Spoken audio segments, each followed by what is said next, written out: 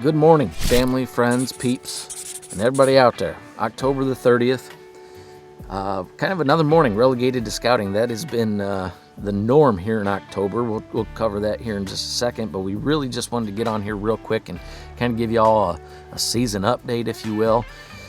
As you know, if you've been following us here on the YouTubes or over on our social media sites, you know that we started off the season on a great foot. Adam Ray out of Michigan killed a great pronghorn with his bow out in South Dakota. Hopefully that video will be coming to you soon, waiting on the video from Adam. And of course Richie then started his season in Kentucky and killed a velvet buck. And then Richie, Troy, and myself were fortunate enough to share opening weekend at Camp Cretu with our buddies Vic and Chris Cretu, where we shared an unbelievable experience and got to see a 200-inch deer hit the dirt. We will put the links to those videos, Richie's velvet buck and Brutus, the hunt for Brutus, in the description below, so if you haven't seen those, you can watch them there. And then October has hit, and it's been a little bit different. Been crazy wet. So Richie and Troy have really kind of been focused on getting Richie's boy Colston his first deer, and they've been really close. They hit it a couple times last year, got close a few times, but this year it's kind of been a main focus here in October, and it's been so close. And I have faith that they're going to get it done, and Colston's going to get his first deer at some point this year. The little guy deserves it, and he is torn up with hunting and the outdoors, and of course being with Dad. So anyways, that's kind of their story. Bo and Brian have finally started getting some good bucks on camera at their spots. If you followed us last year, you know that Bo lost his main hunting area that he'd hunted for over 10 years. New landowner, we're not any different than most of y'all out there. I reckon to say that we're probably similar to 70, 80, maybe even 90% of those of you that hunt, in that we don't A, own any land ourselves, and B, those parcels that we do get permission to hunt on are pretty small. They're not hundreds or thousands of acres. They're smaller tracts, especially here in Northwest Ohio, big fields, small timber sections. I think the biggest timber section I hunt is, 30 acres, and it's all spread out on a creek bottom. So anyways, we'll talk about that down the road. We got some content coming up later, kind of about where we hunt and how we get on some of the bucks that we do on small parcels. So anyways, that's kind of Bo and Brian's story. Again, Richie and Troy, they're starting to get some bucks on camera. Things are starting to crack off. We're coming up on the best of times here. This past week is typically, got a car coming here, just a minute. This past week is typically my favorite week to hunt. The week before Halloween, before they're running around chasing each other at 9,000 miles an hour, and I'm trying to get on them with a camera. That's typically my favorite week. But as I said, it's been wet. So my October, the first part of it anyways, I was more focused on trying to shoot a doe with my recurve. It's been probably close to a dozen years since I've taken a doe with a recurve, and I kind of wanted to do it again. Unfortunately, of course, every time that I sat out with a recurve, the only thing I saw, if I saw anything, were antlers. Little antlers, but no does. So kind of hung up the recurve for now, plus my shoulder's giving me some issues, and it's time to find some antlers. So I've taken out the compound here the last couple of times.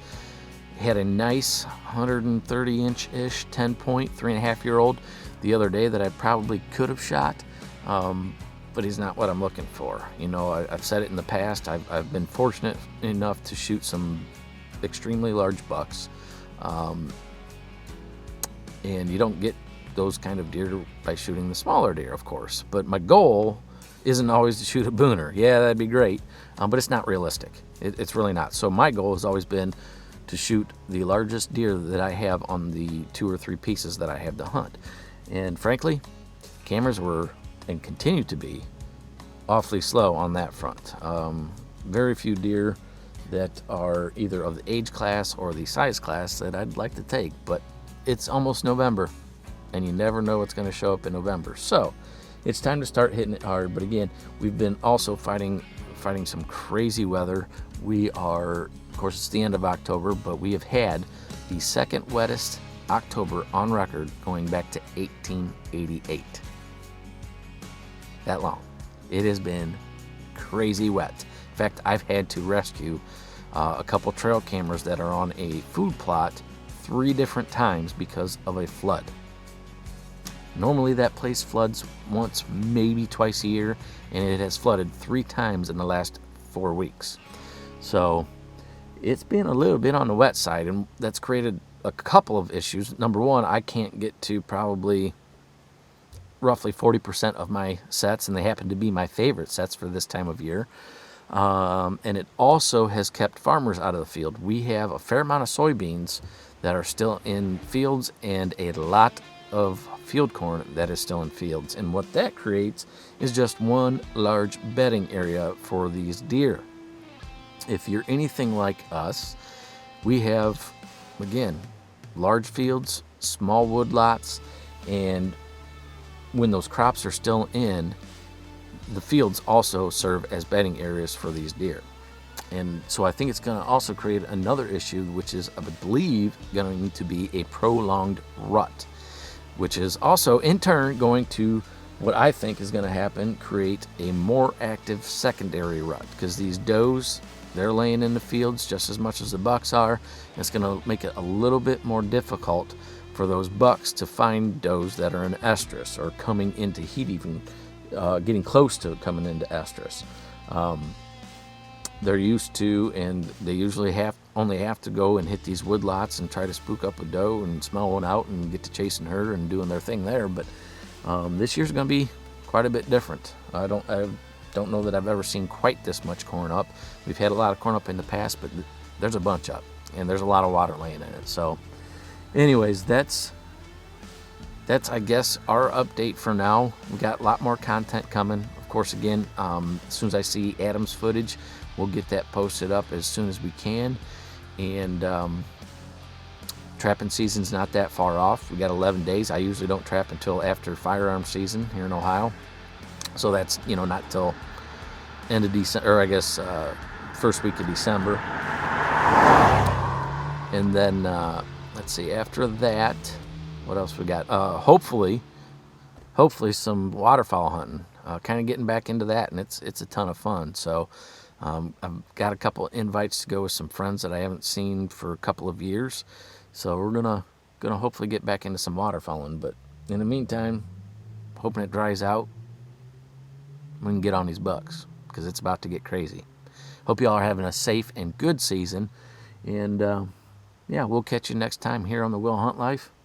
Appreciate all of your support. We've seen some really good growth here in the last couple of weeks, and we really appreciate y'all subscribing, sharing the videos and our channel with people out there. It's humbling to see the amount of support that we're getting, that we're starting to get. So appreciate y'all, everybody that's been with us in the past, currently with us, and those that will join us here in the future. So anyways, the Will Hunt Life, I'm Josh. We'll catch y'all later.